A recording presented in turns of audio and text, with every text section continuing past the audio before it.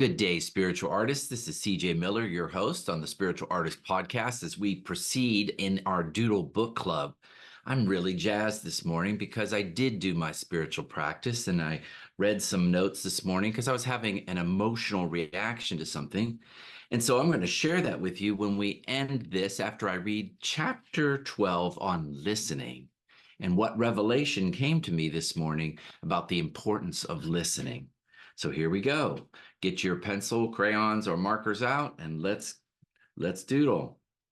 Quote, creativity comes from the spiritual realm, the collective consciousness, and the mind is in a different realm than the molecules of the brain. The brain is a receiver, not a source. Candace Pert, end quote. Chapter 12, Listen. One of the most significant challenges in our art schools today is that we teach emerging artists to look outside of themselves and not within. I've taken too many workshops where the teacher's primary goal was instruction in the style of renowned artists. Many years ago, I had a class professor who led the students through countless hours of watching slideshows comprised of famous artists. He would elaborately describe the techniques of each.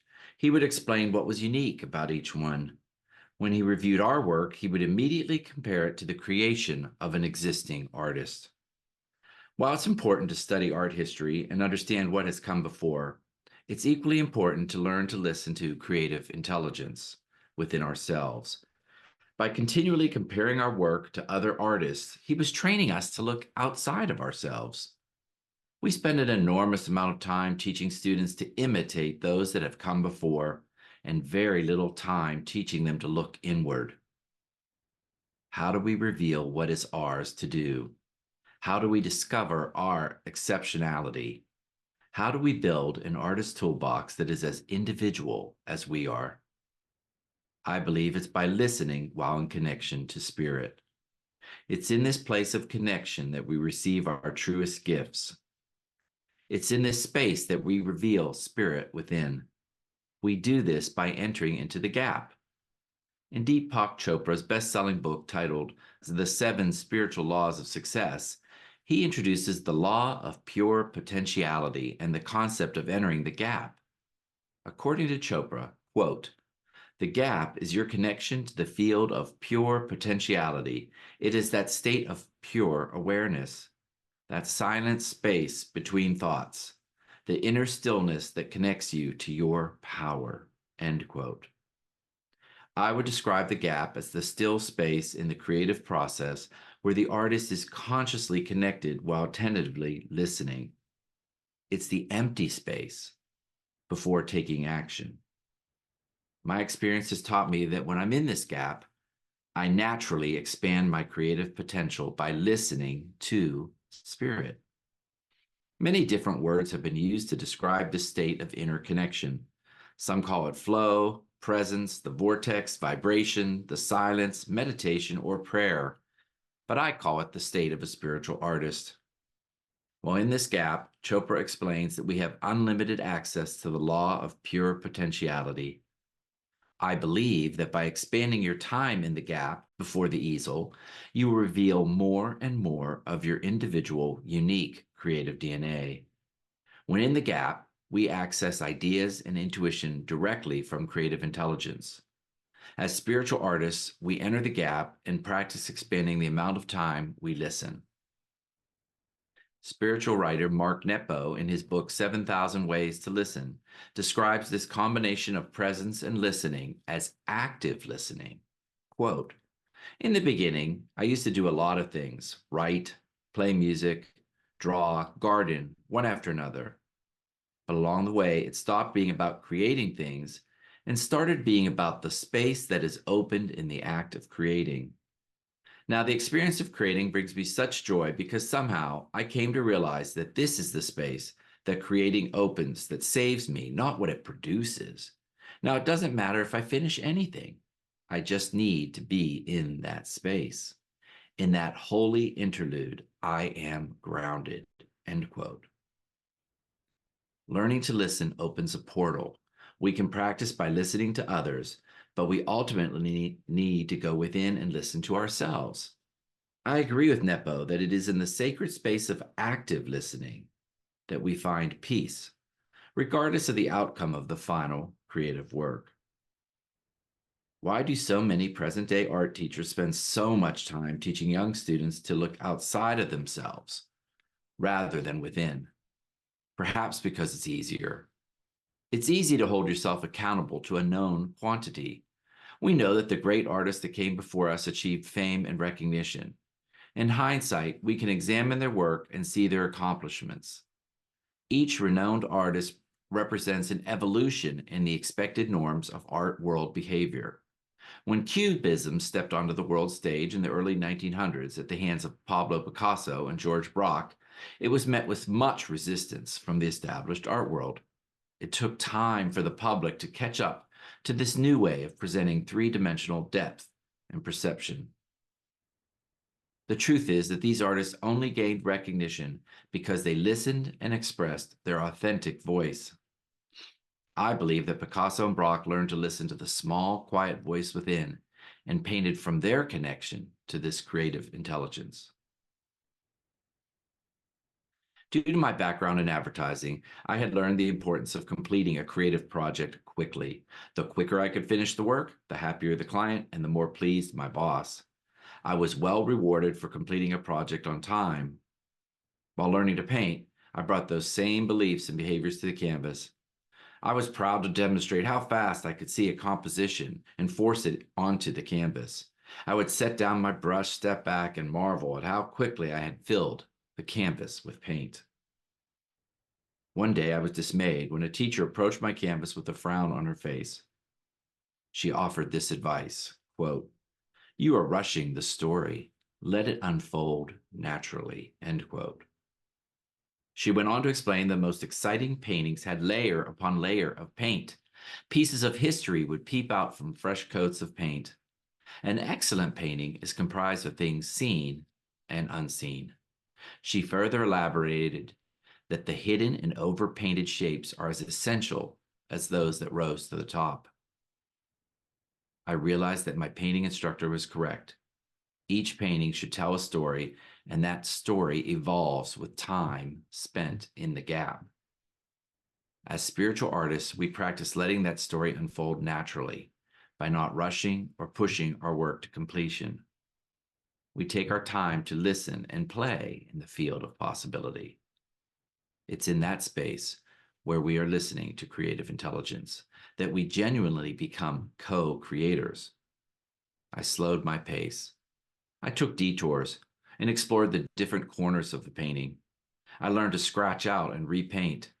I spent longer and longer periods in the gap. From then on, my paintings began to evolve a personality with no two paintings looking exactly alike. Picasso, Braque, and the slew of artists that followed during the Cubism period gained recognition because they stepped out from societal norms and followed their inner voice. They listened to the creative intelligence within. How do we discover what it is that is ours to express? By learning to surrender to the gap. The longer we can maintain a conscious presence and let ourselves play in the gap without responding to some false need to be rewarded, praised, or complete our work, the more creative possibilities we uncover.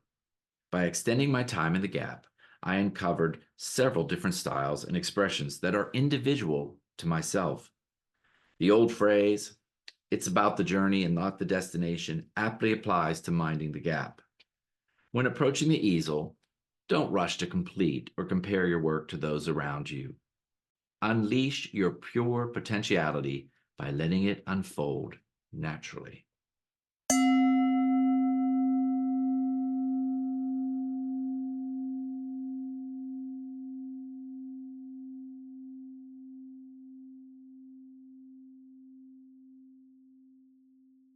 This is such a fantastic chapter. Actually, I like all the chapters. I wrote them.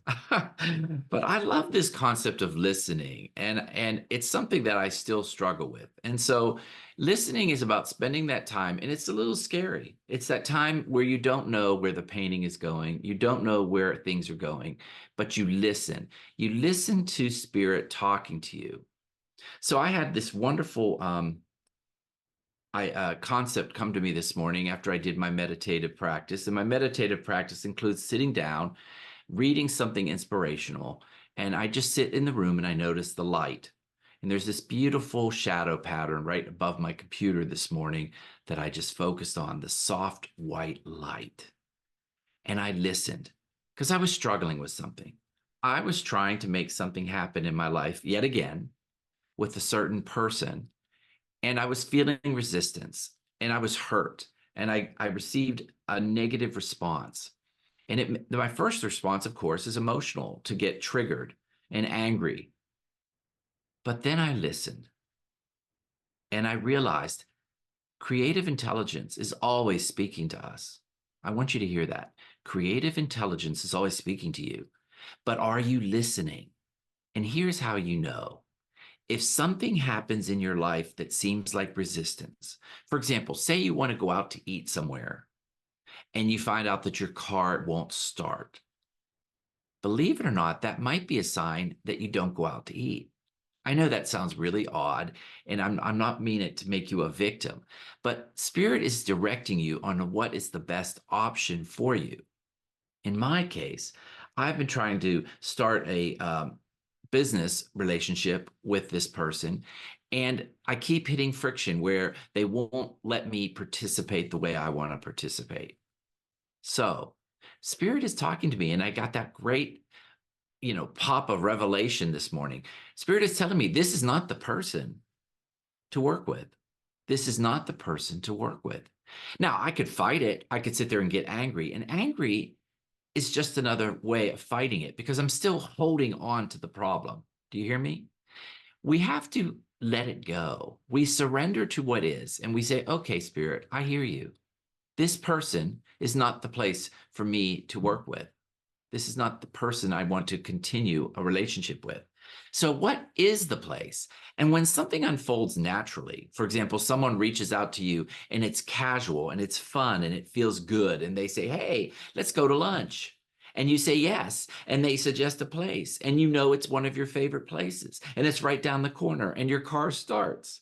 That is Spirit telling you, this is the direction I want you to go. So I hope you understand that. When things are easy and unfold naturally with joy, that is creative intelligence telling you where to go. But you have to listen. You have to listen. So when you're working on a painting and you follow the joy, you make a mark and you make a mark and you follow the joy, that is Spirit directing you. But if you follow the frustration, and you all do this, we all do this, we see something on our painting that doesn't work, and we keep looking at it, we try to fix it, we try to force it, that is a wall. Do you hear me? That is a wall. So follow the joy, follow what is working in your project, and it will expand and get bigger and bigger until your whole canvas will become a beautiful painting. And if you take that into your life, if you follow where the joy is, your life, the good things in your life will expand and get bigger and bigger until they take over your whole life. I hope you enjoyed this reading. I hope you take today and just focus on listening. Listen to the person talking to you. Listen to how things unfurl, and go where it's ease and flow. Follow the ease and flow. Talk to you soon. See you tomorrow on the Spiritual Artist Podcast. Make sure you tell your friends about this. Share this concept. They can start even now on day one and work their way through the process. There is no limit to the time needed to grow spiritually and creatively in your life. Talk to you soon. Thanks again for listening to the Spiritual Artist Podcast.